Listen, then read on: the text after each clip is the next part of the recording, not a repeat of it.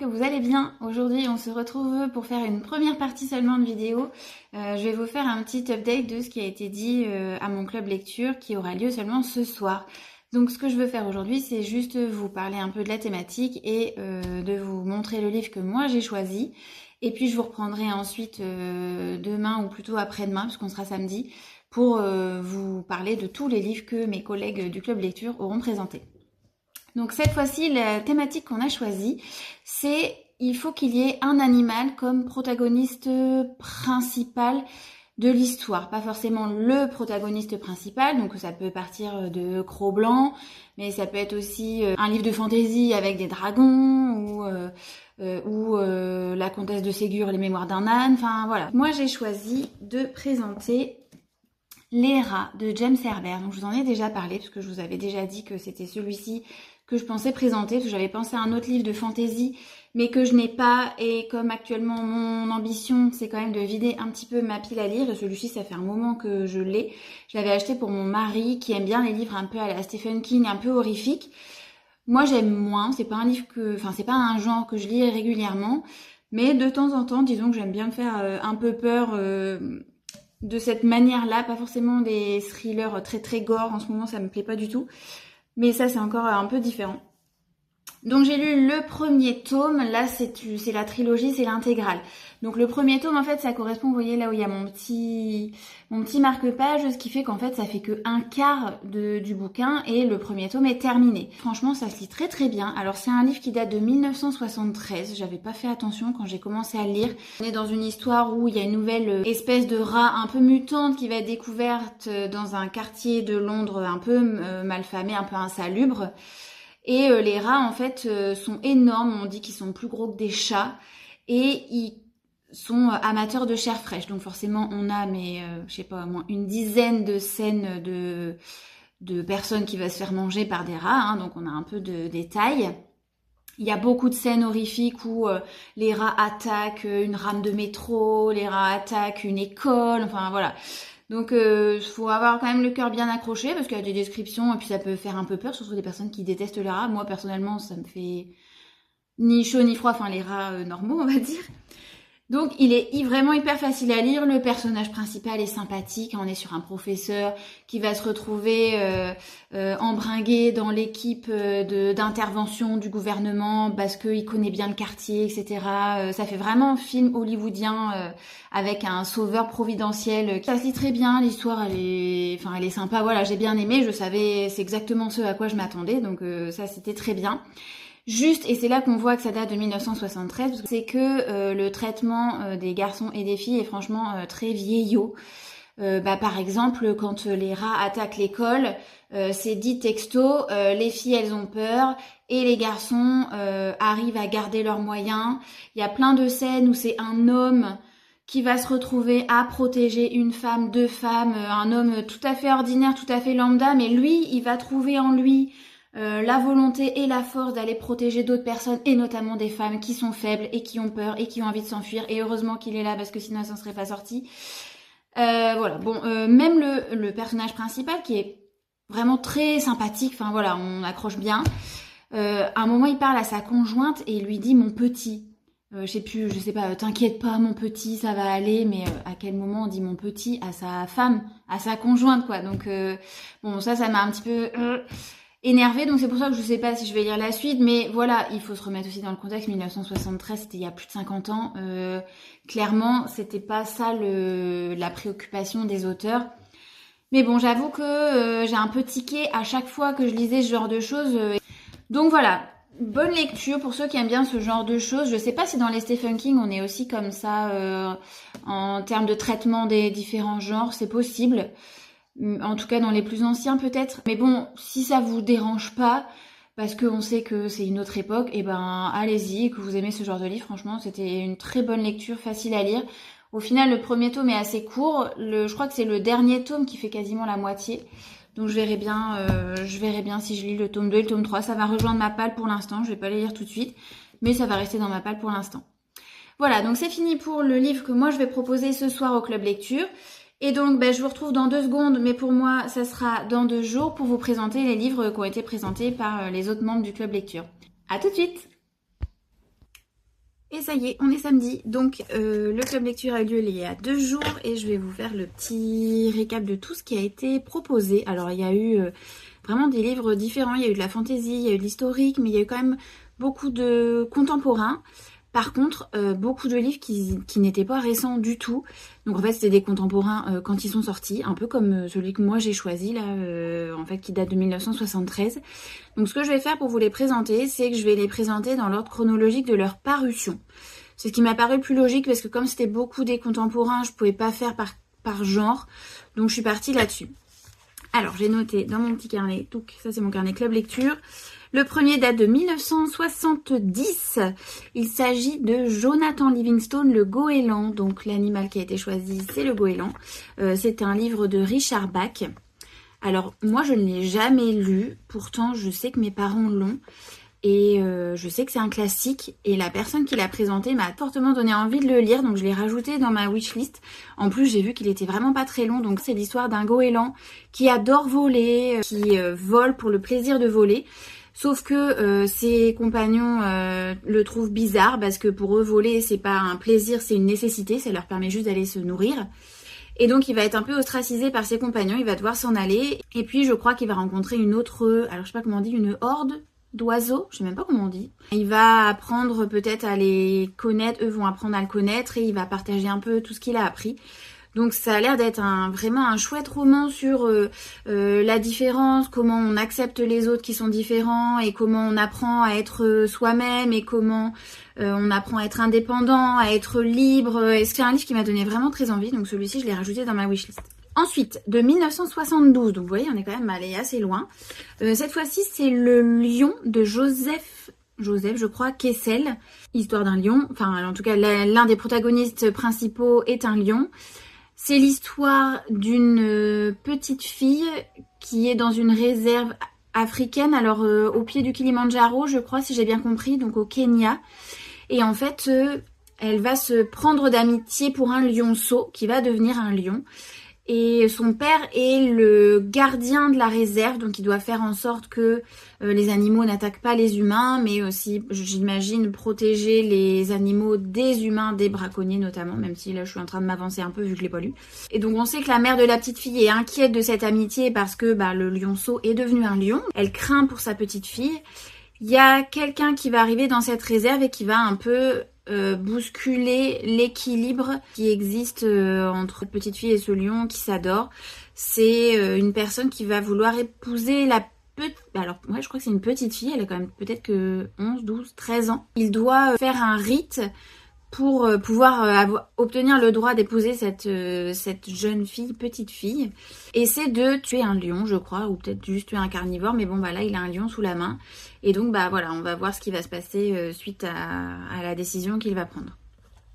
Et on continue dans les années 80 avec La Belle Fauconnière de Marion Zimmer Bradley qui est sortie en 1982. La personne qui a proposé ce livre, c'était la première fois qu'elle lisait de la fantaisie.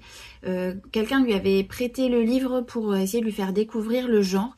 Et c'est vrai que Marion Zimmer Bradley, elle a quand même une écriture qui est assez agréable à lire et surtout elle a des propos qui sont quand même assez féministes, surtout pour l'époque. Et donc c'est vrai que c'est assez plaisant à lire. Moi j'en avais lu quand j'étais plus jeune, mais je dirais collège. J'avais commencé à lire Le Cycle d'Avalon et je sais pas si j'en ai lu qu'un ou deux, mais j'avais pas accroché. Depuis j'ai pas réessayé parce que je suis restée sur cet a priori que Marion Zimmer Bradley j'aime pas. Mais je n'ai jamais réessayé et je pense que maintenant avec un regard d'adulte ça pourrait valoir le coup de réessayer. Donc c'est pareil, celui-ci je l'ai mis dans un petit coin de ma tête. Alors ça fait partie de la saga Ténébreuse, voilà, je cherche un peu sur mon écran. La saga Ténébreuse et a priori c'est le tome 4, mais on est sur des tomes qui sont pas forcément raccrochés les uns aux autres d'après ce que j'ai compris. Et là c'est l'histoire d'une jeune fille, on est dans un monde où les personnes ont tous un pouvoir différent. Et cette jeune fille, elle a le pouvoir de communiquer avec les animaux et notamment avec les faucons. On va vouloir la marier de force à un vieux monsieur assez croulant, d'après ce que j'ai compris. Et forcément elle a pas envie, donc elle va partir un peu dans une épopée pour essayer d'éviter tout ça. De toute façon je ne l'ai pas lu, donc je ne sais plus exactement comment ça évolue. Mais la personne qui l'a lu disait quand même qu'il y avait des propos assez féministes sur l'émancipation des femmes, sur le sexisme, sur les violences faites aux femmes, sur les égalités hommes-femmes. Voilà, bon, on est dans une société plutôt médiévale. Donc forcément, on retrouve des traits du Moyen-Âge, enfin de notre Moyen-Âge à nous, donc c'est sûr que l'égalité homme-femme, à ce moment-là, on n'y était pas, on en était très très loin. Donc celui-ci, je l'ai noté aussi dans un petit coin de ma tête, potentiellement. Je me dis qu'il faudrait que je relise en tout cas du Marion Zimmer Bradley pour retenter. Le suivant date de 1985 et c'est Mon chien stupide de John Fante, je crois, ça se dit comme ça. Je ne connaissais pas du tout. Mais celui-ci, pareil, il a rejoint ma wishlist parce que il m'a donné envie. C'est l'histoire d'une famille américaine un peu basique, si j'ai bien compris. Pas forcément très éduquée, etc. Il y a quand même des dysfonctionnements, des enfants qui sont assez grands mais qui vivent encore avec leurs parents, mais qui vont bientôt quitter le bercail. Et un jour, il y a un chien, un énorme chien qui se retrouve dans le jardin et qui va être plus ou moins adopté par cette famille, si j'ai bien compris. Ça va un peu déclencher tous les changements de la famille, la mère qui se rend compte qu'elle n'accepte pas de vieillir, qu'elle veut pas que ses enfants quittent le bercail, les enfants qui sont pas forcément très heureux, pas bien dans leur peau, le père qui est un peu paumé, qui perd son boulot ou quelque chose comme ça, et qui supporte pas de devoir aller pointer au chômage. Enfin, c'est l'histoire surtout d'un homme en fait. C'est l'homme qui va beaucoup s'attacher au chien. Un des enfants va beaucoup aussi se rapprocher du chien et donc le père va être un petit peu jaloux de la relation entre le chien et son fils. Et donc la personne qui l'a présenté disait que c'était un peu le roman de la maturité de John Fante, qui parle de la crise de la middle life, un peu crise de la quarantaine, mais qui a aussi une critique très forte du matérialisme américain, de l'American Dream. Et ça, je trouve que c'est quand même quelque chose qui parle encore de nos jours, et pas forcément qu'en Amérique. Enfin, le matérialisme, ça existe aussi chez nous. Un peu le rêve américain un peu moins, mais le fait que voilà, faut avoir une famille, des enfants pour être heureux, avoir un boulot, etc. Je pense qu'on est un peu là-dessus. Et apparemment, il y a eu un film avec Yvon Attal qui est sorti, je ne sais pas quand. Juste, il y a quelques choses auxquelles il faut faire attention, comme il date de 1985. Celle qui nous l'a présenté disait qu'il y a quand même un peu il y a des propos racistes, homophobes. Donc ça interpelle un peu maintenant de lire ça. C'est un peu comme moi dans mon livre Les rats de James Herbert, tous les propos sexistes, etc. Qui m'ont un peu choquée et qui étaient totalement naturels à cette époque-là. Là, je pense que c'est un peu la même chose, c'est qu'il y a des propos qui sortent comme ça, qui nous choquent maintenant, mais qui, il y a 40 ans, en fait, ça passait crème dans les romans. Donc voilà, celui-ci m'a donné bien envie. Le suivant date de 1995. Il s'agit de L'homme qui murmurait à l'oreille des chevaux de Nicholas Evans. Alors pour ma part, j'ai vu le film quand j'étais adolescente. Je me souviens que j'avais été le voir au cinéma avec ma mère et qui m'avait beaucoup touchée. Et je me souviens encore de la scène au tout début de l'accident de la jeune fille avec son cheval. Et elle est vraiment effrayante cette scène. On voit le cheval qui panique totalement et je me souviens que j'étais vraiment crispée sur mon siège et j'étais tétanisée. Je me disais mais qu'est-ce qui se passe et de voir cet animal qui est blessé et que tout le monde veut abattre parce qu'on part du principe que il veut plus être monté et il est terrorisé partout et donc en fait il faut mieux l'abattre. La jeune fille est accidentée aussi, elle est fortement blessée, je crois qu'elle est amputée d'une jambe il me semble. Et le cheval, je sais plus ce qu'il a, mais il est blessé et en plus psychologiquement il est terrorisé et ça va pas du tout. Et donc la mère se rend compte que la guérison du cheval est corrélée avec la guérison de sa fille. En fait, sa fille s'enfonce dans une espèce de dépression. C'est une jeune ado, je pense qu'elle a 14 ans peut-être. Et donc, elle refuse d'abattre le cheval et elle va emmener sa fille, le cheval, à l'autre bout du pays, dans le Montana, pour rencontrer un homme qui est spécialiste, on appelle ça un chuchoteur. Et c'est un spécialiste pour guérir les chevaux qui ont vécu un traumatisme. Et donc on va suivre avec des paysages magnifiques. Donc dans le film c'est Robert Redford, l'homme. Et on va suivre la guérison de ce cheval et la guérison de la jeune fille qui se font un petit peu en parallèle. Et alors je me souviens pas de la fin, donc comme ça je peux pas spoiler. Mais je me souviens que ça avait été un très beau film et très touchant. Alors le livre d'après la personne qui l'a lu est aussi très touchant et aussi bien décrit. On rentre bien dedans. Donc ça doit être aussi très très sympa à lire. Et pour finir, il me reste 3 livres qui eux sont quand même plutôt contemporains. Le premier date de 2015, donc ça fait une dizaine d'années. Et il a l'air hyper drôle. Donc je l'ai aussi rajouté dans ma wishlist. À chaque fois ça fait vraiment trop mal quand je vais au club lecture parce que j'en rajoute au moins 4 ou 5 dans ma wishlist. Donc là c'est le fabuleux destin d'une vache qui ne voulait pas finir en steak haché. Et apparemment c'est d'une drôlerie. C'est l'histoire de Lol qui est une vache. Elle est amoureuse du taureau qui s'appelle Champion et un jour elle va voir le taureau qui est en train de monter Suzy, cette garce de Suzy, une autre vache. Et donc ça l'agace et elle est jalouse. Elle va en plus apprendre par ailleurs que le fermier qui s'occupe d'elle va vouloir vendre tout le troupeau à l'abattoir parce qu'il a plus assez d'argent ou quelque chose comme ça. Et donc elle a pas envie de finir en steak haché, donc ils vont tous s'enfuir et elle a entendu qu'en Inde les vaches étaient sacrées. Donc ils vont essayer de tous partir dans un périple pour l'Inde. Alors je ne sais pas s'ils y arrivent, mais en tout cas, la structure du troupeau de vaches, c'est comme si c'était des humains en fait. Ils ont tous leur caractère. Il y en a une, je crois, qui est homosexuelle. Et donc ça s'est transposé à la vache. Donc par exemple, elle aimerait bien avoir des petits veaux. Elle aimerait bien avoir des enfants, mais la personne qui l'a présenté expliquait qu'ils ont vraiment des pensées très humaines, une façon de fonctionner très humaine. Donc en fait c'est un peu une satire, peut-être je pense qu'on peut y voir un peu une satire de notre société, etc. Donc celui-ci il a l'air très très drôle. Rien que le titre en fait ça donne envie. Le suivant date de 2021, ça s'appelle L'amour au temps des éléphants, d'Ariane Bois. D'ailleurs j'ai pas dit tout à l'heure mais le fabuleux destin d'une vache là c'est de David Safier. Donc L'amour au temps des éléphants, c'est pas un livre contemporain parce que ça se passe pendant la Première Guerre mondiale. 3 enfants, une des premières scènes se passe aux États-Unis et en fait ils sont marqués par la pendaison d'un éléphant de cirque là où ils habitent. Je crois que c'est une éléphante qui a blessé ou tué quelqu'un et donc pour la punir, elle va être pendue. Ces enfants ou ces jeunes gens, je pense, sont choqués par ce qu'ils voient et j'avoue, ça doit être vraiment atroce à regarder. Donc ça, c'est une histoire vraie, ça s'est vraiment passé. Donc ça part de là. Et puis ensuite, ils vont se retrouver en France au moment de la Première Guerre mondiale. Donc ça se passe en 1916. Ils vont croiser le chemin d'un cirque. Et ils vont de nouveau assister à de la maltraitance, alors là c'est pas une pendaison, mais des éléphants qui sont maltraités.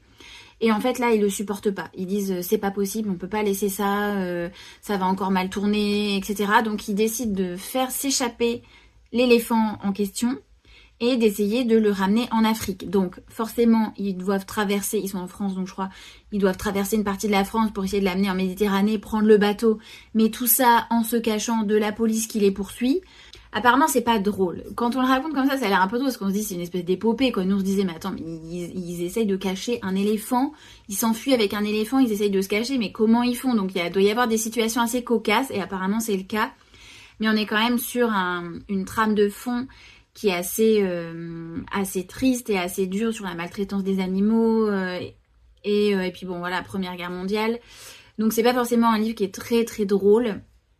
Mais ça a l'air d'être un très beau livre en tout cas. Et le dernier livre que je veux vous présenter, c'est donc là celui-ci date de cette année. C'est Le Berger d'Alep de Stéphanie Pérez, que je ne connais pas. C'est une journaliste qui travaille, je ne sais plus quelle chaîne. Donc elle est reporter, donc elle va dans des pays souvent en guerre, etc. Donc elle a écrit déjà 2 romans que je n'ai pas lus. Celui-ci, Le Berger d'Alep, ça se passe en Syrie, au moment où il y avait un conflit entre le régime de Bachar el-Assad et puis les sunnites. Je me rends compte que j'y connais rien du tout en politique du Moyen-Orient. C'est pas bien parce que on est en plein dans cette actualité et je n'y connais rien, je ne suis rien.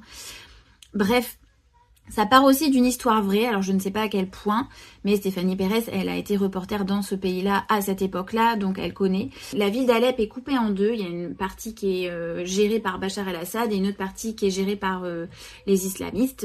On est dans un immeuble du côté qui est géré par Bachar el-Assad et il y a une mère et son fils. Le père est décédé il y a pas longtemps et la mère est assez désespérée, dépressive. Et le fils, pour essayer de remonter le moral à sa mère, il se dit je vais essayer de trouver un chien ou un animal pour essayer de lui remonter le moral.